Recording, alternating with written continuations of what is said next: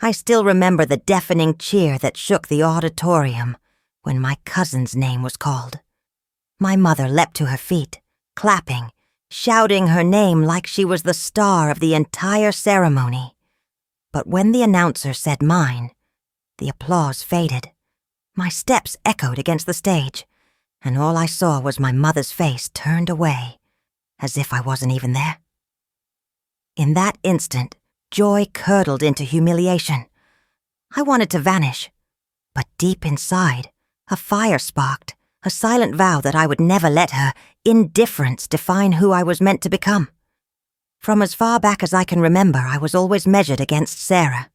She was my cousin, the girl who seemed to glow wherever she went. And in my mother's eyes, she was the yardstick by which I was constantly judged.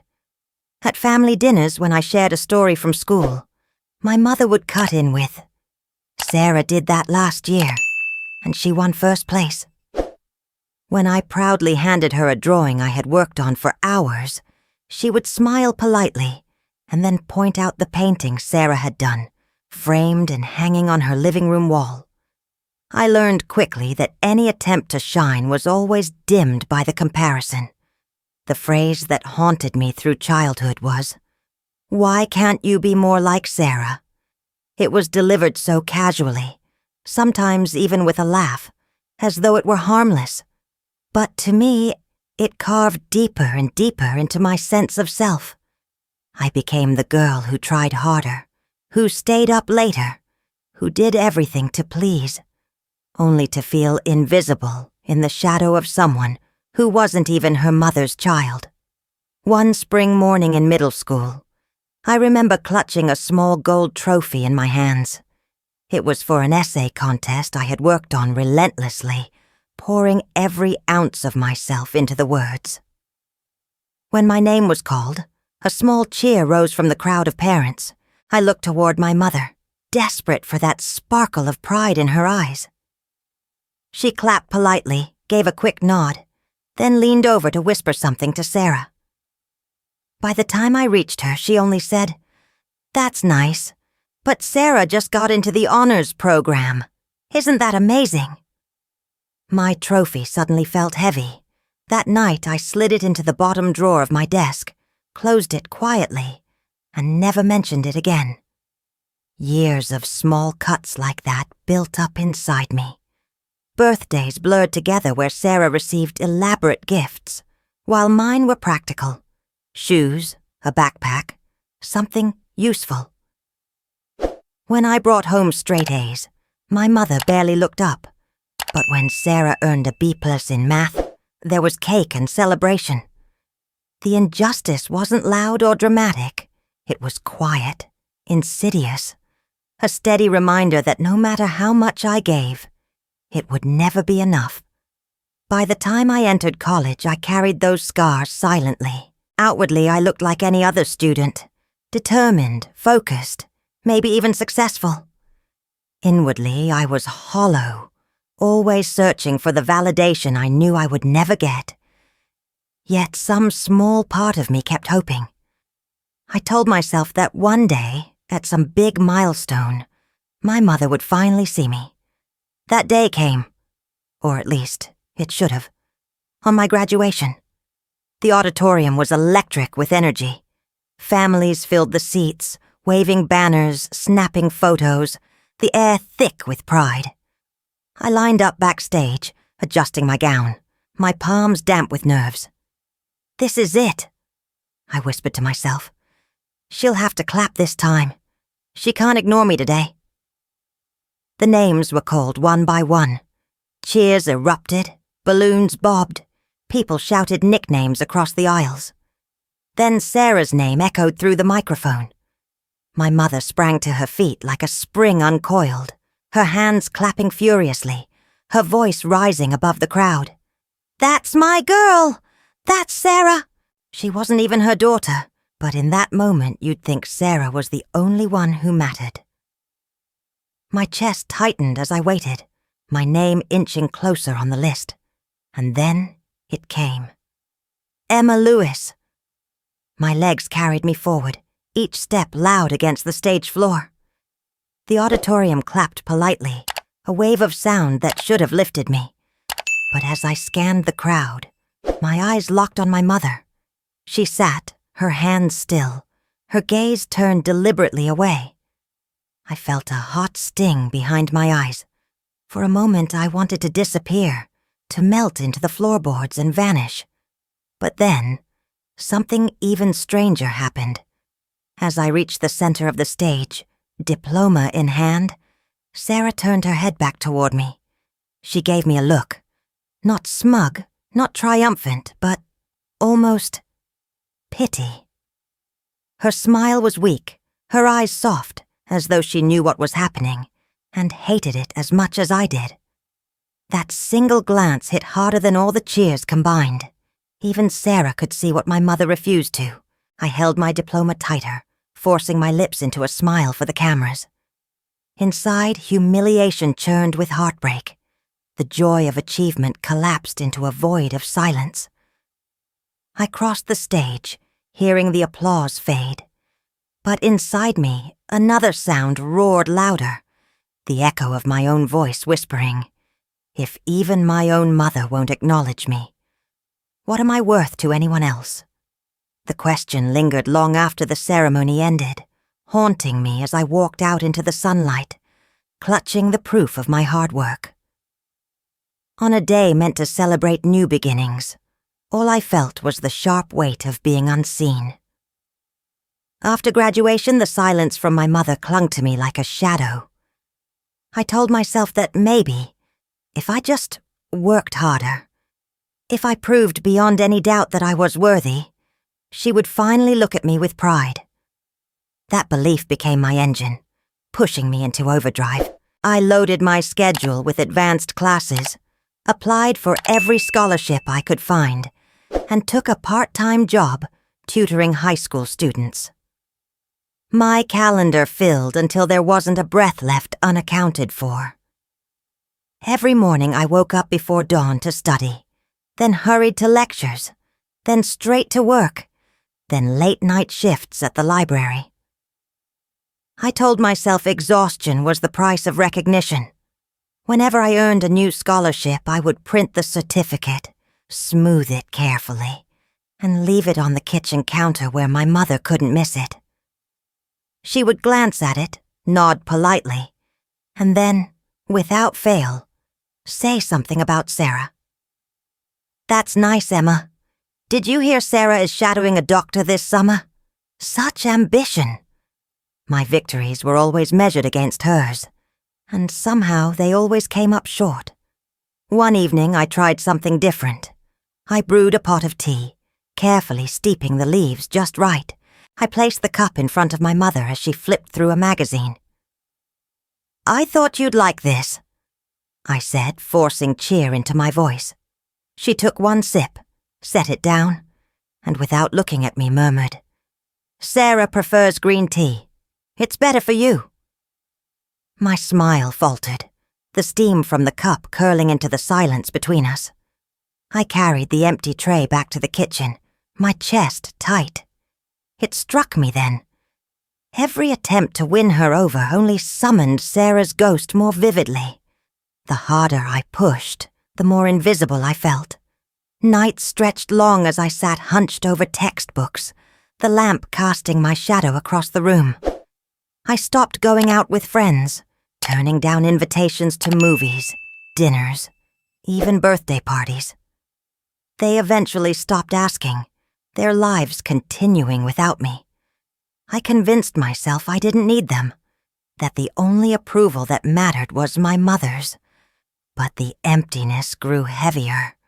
My chest throbbed with a quiet ache I couldn't name. Sleep slipped away, replaced with restless tossing. My appetite shrank.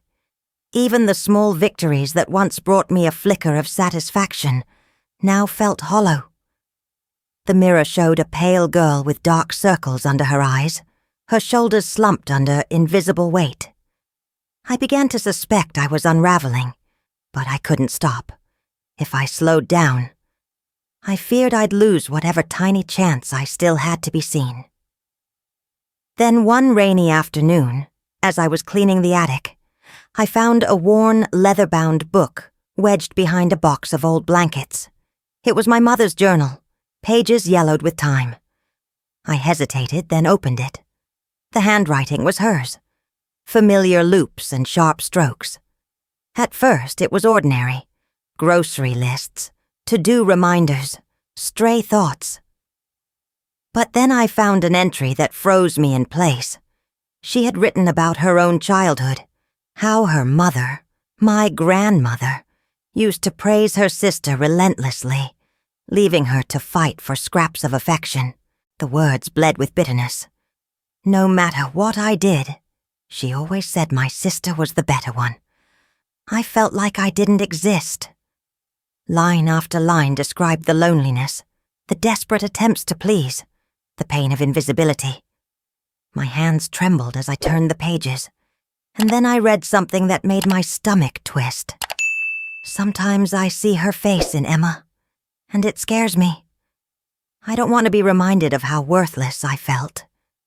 Maybe that's why I find myself pulling away. The journal slipped from my fingers onto the dusty floorboards. I sank back, heart pounding, breath uneven. The realization hit me like a blow. My mother wasn't ignoring me because I was unworthy. She was ignoring me because I mirrored the part of herself she couldn't bear to face. All my life I thought I was failing her, but maybe I was just carrying her scars. I whispered into the empty attic, my voice trembling. Am I paying the price for her past? The question echoed back at me in the silence, heavier than the rain hammering the roof. And in that moment, I wasn't sure which hurt more, the neglect I had endured, or the truth that it might never have been about me at all. The weeks after finding my mother's journal were heavy, but something out inside me shifted. For the first time, I understood that her rejection wasn't really about me. It was about her. That realization didn't make the pain vanish, but it loosened its grip just enough for me to imagine another possibility. Maybe I could live for myself, not for her approval. One afternoon, while dragging myself through another long study session, my professor, Dr. Harris, lingered after class. He was an older man with a kind face, known for noticing students who seemed to get lost in the crowd. As I packed up, he stopped me with a simple question. Emma, why do you always look like you're running a marathon no one else is racing? I laughed nervously, brushing it off, but he didn't let it go. Instead, he invited me to his office. The room smelled of books and coffee, walls lined with shelves, sagging under the weight of journals and research. We talked about my studies, my goals, and at some point, I admitted the truth. I keep pushing because I want to prove myself to someone who never seems to notice. He leaned forward, his eyes gentle but firm. Emma, you have value of your own. You don't need anyone to compare you to Sarah, or anyone else, to make that true. The words hit me harder than I expected. I blinked, unsure how to respond. No one had ever said that to me before. Not directly, not with such conviction.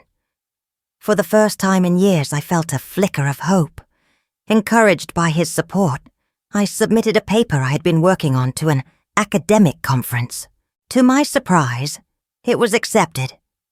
The day of the event, I stood at the podium, heart pounding, looking out over an audience of scholars and students. As I spoke, I found my voice steady, clear and confident. The applause at the end felt different than any other before. It wasn't polite or obligatory. It was genuine, and it was for me. Someone snapped a photo as I accepted a small plaque of recognition, my smile radiant, my posture tall. Later that night, I recorded a short video of the moment and sent it to my mother. I stared at the screen, waiting. Minutes turned to hours. Finally, the message showed, seen. No reply. Nothing more. My heart sank, hope crashing back into silence. Still, that victory lit something inside me. I began to seek out people who saw me for who I was. I joined a campus group focused on community projects, and there, I made friends who valued me not for grades or achievements, but for the way I listened, contributed, and cared. Their laughter filled spaces that had been silent for too long. Among them was Daniel, a fellow volunteer with an easy smile and patient eyes. He noticed the way I overworked myself and gently pulled me into moments of rest. With him, I didn't have to prove anything. I could simply be Emma, and that was enough. Just as I started to feel the weight lifting, Sarah appeared one evening outside the cafe where I worked. She looked uneasy, her usual confident air dimmed. "Can we talk?" she asked, shifting from foot to foot. I hesitated, but curiosity won. We sat down, the hum of espresso machines filling the silence. Sarah took a deep breath before speaking. "I used to think you were my competition, that you hated me because everyone compared us. But the truth is, I felt trapped too. I thought being the favorite meant I was winning, but I was just playing the role your mom wrote for me. A role I didn't even want." I stared at her, stunned. Her eyes were wet, her voice breaking. She made me into this perfect version, but it wasn't mine. I was her puppet, and I didn't know how to stop it. I envied you, Emma. At least you were real, even in your struggle. I was just performing. For a moment, I didn't know what to feel. Anger, sympathy, confusion. But as I looked at her trembling hands, I realized she was as much a victim as I was. The girl I thought was my rival had been caught in the same web, only from the opposite side. Slowly, I reached across the table. She met my gaze, and something unspoken passed between us. An acknowledgement of our shared pain, our shared strength. "Then maybe," I said softly, "we don't have to keep playing her game." Sarah's lips curved into a tentative smile. She extended her hand. "Together, then?" I clasped it firmly, feeling the weight of years of rivalry dissolve into something new. Together. In that moment, the story shifted. No longer was I the invisible daughter fighting alone. I had an ally I never expected, and for the first time, I believed that maybe, just maybe, we could change everything. The idea of a small gathering had seemed harmless enough at first. Sarah and I planned it together, telling ourselves it would just be a casual dinner, a chance to bring our mother and aunt into the same room and maybe, just maybe, begin to untangle the knots that had held us hostage for so long. We set out candles, arranged plates of food, and tried to create an atmosphere that felt warm instead of confrontational. But beneath it all, my heart hammered like a drum. When my mother arrived, she looked almost suspicious, her eyes narrowing slightly as she stepped into the room. "What's all this?" she asked, her tone clipped. "A celebration," Sarah said quickly, forcing a smile. "For Emma. She's been doing incredible work lately, and we thought it was time to recognize her." I saw my mother's lips tighten, her gaze flickering over me, then away. That familiar dismissal stabbed deep, but I held steady. Dinner began with strained conversation, the clink of silverware filling the silence between carefully chosen words. Sarah tried to keep things light, but tension lay over the table like a thick fog. Halfway through the meal, my pulse quickened. The question I had carried inside me for years rose to my lips, trembling, insistent. I set down my fork, looked straight at my mother and asked, "Have you ever been proud of me?" The words sliced through the air. Forks froze mid-motion. Conversation halted. The entire table seemed to hold its breath. My mother blinked, startled as if she hadn't expected me to speak so directly. Her hands trembled slightly against the edge of the table. For a long moment, she said nothing. My chest burned with anticipation, fear, and a desperate, fragile hope. The silence stretched so long, I thought I might break apart under it. Then suddenly, her eyes welled with tears. She covered her mouth with her hand, and before I could process what was happening, she began to cry. The sound was raw, jagged, nothing like the woman who always carried herself with sharp control. Guests shifted uncomfortably, glancing at one another, unsure whether to comfort her or remain frozen. Sarah placed a tentative hand on my arm, but I didn't move. I just stared, waiting. When my mother finally spoke, her voice cracked. "You remind me too much of myself," she whispered. "When I look at you, I see the girl I used to be, the one who begged for love and never got it. My mother tore me down every day, telling me I was worthless, praising your aunt while leaving me behind. Every time you succeed, Emma, I don't see you. I see her. I see the girl who failed to matter, and I can't bear it." The confession twisted in my chest. It wasn't the hatred I had feared all my life. It wasn't indifference. It was something darker, self-loathing projected onto me. My mother didn't hate me. She hated herself in me. Tears blurred my vision, but they weren't from relief. They were from the crushing weight of realization. This truth didn't set me free. It chained me differently. Because knowing her reasons didn't erase the years of silence, the absence of love when I needed it most. "I'm not you," I said, my voice breaking. "I never was. But you never gave me the chance to show you that." Her eyes searched mine desperately, but I couldn't hold the stare any longer. The room was suffocating, every face at the table heavy with pity, discomfort, or confusion. I stood abruptly, the chair scraping against the floor. "Emma, wait!" my mother pleaded, rising halfway from her seat. I shook my head, my hands trembling. "If you can't see me as your daughter, then I'll see myself that way. I don't need your permission anymore." Gasps rippled through the room, but I didn't look back. My legs carried me out the door, into the cool night air, my heart pounding with pain, and a strange, defiant clarity. Behind me, the murmur of voices blurred into the background. As I stepped onto the sidewalk, I whispered the words more firmly, almost like a vow. "If you won't claim me as your daughter, then I will claim myself." The night swallowed the sound, but inside something shifted irrevocably. I wasn't sure if it was freedom or just another fracture, but I knew there was no going back. In the weeks after the dinner, silence hung heavy between my mother and me. We didn't speak, and I didn't try to bridge the gap. Instead, I turned inward. For so long, I had lived for her approval, then for her confession. Now, I was left with myself, and I realized I didn't know who that truly was. I began therapy at the recommendation of Dr. Harris. At first, I resisted, convinced that talking would do nothing but stir wounds I had already lived with for years.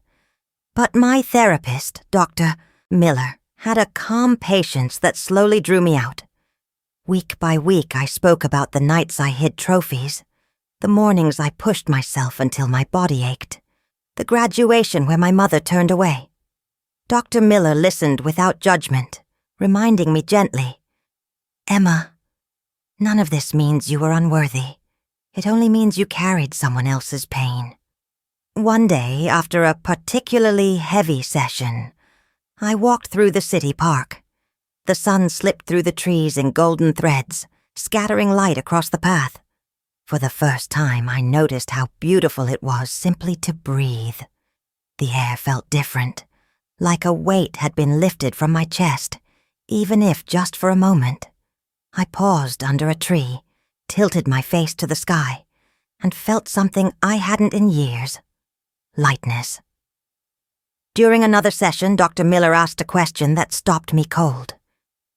If your mother came to you tomorrow, truly repentant, asking for forgiveness, would you give it? I opened my mouth and closed it again. The silence stretched, my mind spinning, my throat tight. I had no answer. As therapy grounded me, Sarah became a constant presence. We grew closer, bonded not by rivalry anymore, but by shared wounds. Over coffee one afternoon, she said, "What if we made something out of this? Something bigger than us?" I tilted my head, unsure. She grinned. "A podcast. We could tell our stories. Maybe other people out there are living the same thing." That was how Unchosen Daughters was born. At first, it felt strange, sitting in front of a microphone, pouring out pieces of my past into the void. But the void answered. Messages began to flood in, emails, voice notes, comments, from women and men alike, confessing their own experiences with favoritism, neglect, invisible battles at home. I thought I was the only one message read. "Thank you for making me feel seen." Another wrote, "I cried listening. You said what I never had the courage to admit." The podcast exploded faster than either of us expected. Soon it wasn't just a show, it was a community.